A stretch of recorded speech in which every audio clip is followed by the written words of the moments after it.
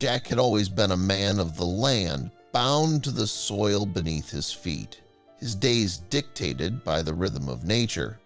The farm had been in his family for generations, passed down like an unspoken promise, and he had dedicated his life to preserving its legacy. Every morning he rose before the sun, feeling the earth's chill beneath his boots as he surveyed his fields, ensuring that every blade of grass, every ear of corn, and every animal in his care was thriving. He took pride in his work, knowing that his efforts fed not only his family, but the surrounding community as well. It was a simple, honest life, one that didn't allow much room for the extraordinary, but on that fateful summer morning, everything he believed to be true about his world would be turned on its head. It had started like any other day, with the sun rising over the rolling fields, bathing the land in golden light. Jack had set out early, the scent of damp earth filling his lungs as he walked toward the chicken coop, expecting to hear the familiar sounds of clucking hens greeting the morning. Instead, the eerie silence sent a ripple of unease through his spine. The air was unnaturally still, thick with something he couldn't quite name, and as he approached the coop, he felt his stomach tighten with a premonition of dread. His heart sank when he saw the door hanging open, the lock broken, and the feathers scattered across the dirt floor like remnants of a brutal storm. The chickens were gone, most of them at least. A few lay lifeless in the corner, their bodies unnaturally stiff, their beady eyes frozen wide in terror. He had seen fox attacks before, even the occasional hawk swooping down to claim its prey, but this was different. There were no signs of a struggle, no bloodied remains, just the eerie absence of life. Jack swallowed hard and took a step back, his pulse pounding in his ears. Something was wrong. His first instinct was to check on the other animals, and as he made his way toward the barn, he noticed a peculiar hush had settled over the entire farm.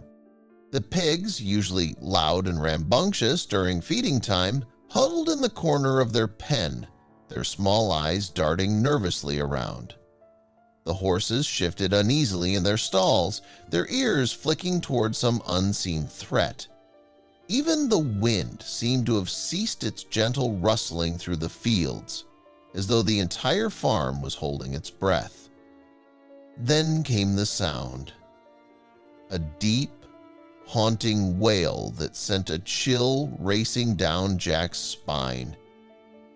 It was unlike anything he had ever heard before, a sound that seemed to come from everywhere and nowhere, all at once. It wasn't the cry of a wounded animal or the howl of a distant predator.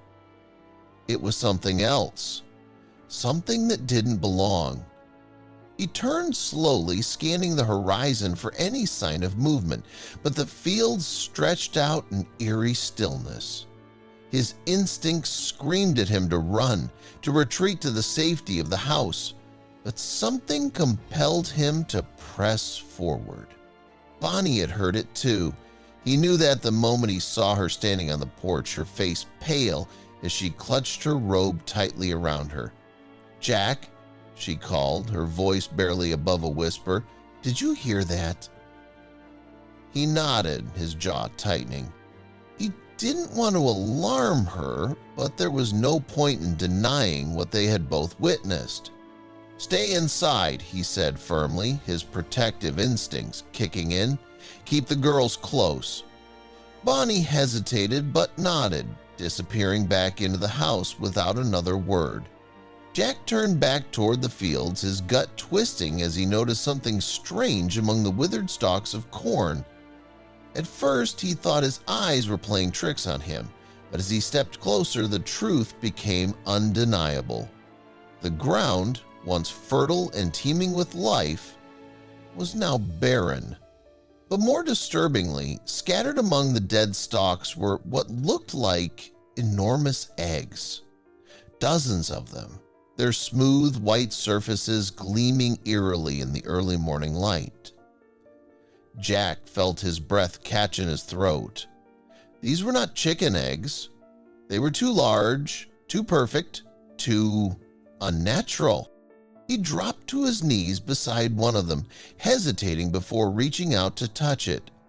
The surface was warm, almost unnaturally so, as though something inside was generating its own heat. A tremor passed through the shell beneath his fingertips, and he yanked his hand back, his pulse spiking. Whatever was inside these eggs, it was alive. Giselle and Mary had come running, their curiosity overriding their father's earlier warning. "Papa!" Giselle gasped, her eyes wide with a mixture of wonder and fear. "What are they?" Jack had no answer. His mind raced, grasping for any logical explanation, but there was none. No bird he knew of laid eggs this size, no animal native to these parts produced something like this, and yet here they were, scattered across his ruined crop field like an offering from some unknown force. Bonnie arrived moments later, her expression one of barely contained panic. "Jack, we have to call someone," she said, gripping his arm. "We don't know what these are. We don't know if they're dangerous." He knew she was right, but a part of him resisted. He had spent his life working this land, understanding its every whisper, and now, standing before this unnatural phenomenon, he felt both fear and an overwhelming need to protect whatever lay within these eggs. Then came the noise again. Louder this time. Closer. Jack turned toward the tree line just in time to see the shadow shift. Something massive moved beyond the edges of the farm, something that sent the horses into a frenzy and made the pigs squeal in terror. The ground vibrated beneath his boots as the wailing crescendoed, shaking him to his very core. And then he saw it. A creature emerged from the darkness, stepping into the light of the rising sun. It was unlike anything Jack had ever seen. Tall, with dark iridescent scales and piercing golden eyes that locked onto him with an almost sentient awareness. Its wings, leathery and immense, stretched wide before folding neatly against its body. It exuded an aura of undeniable power, and as it stepped forward, its gaze flickered from Jack to the eggs at his feet. It wasn't a monster. It was a mother. Jack swallowed hard, every fiber of his being screaming at him to run, but he stood his ground. This creature had come for its young. It had not attacked. It had not harmed them. It had simply returned. And now, as the morning sun bathed the farm in its golden light, Jack realized something else, something even more profound than the fear that had gripped him all morning. The world was far bigger, far stranger than he had ever allowed himself to believe, and he had just become part of something he would never fully understand. Bonnie gripped his hand and he squeezed it gently. "Let's go inside," he murmured. "We'll let them be."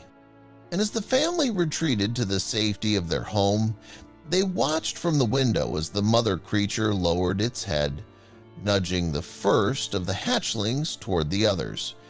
It let out a low, soothing hum, a song of comfort, of reunion, and then, with a powerful beat of its wings, it gathered its young and soared into the sky, disappearing beyond the trees.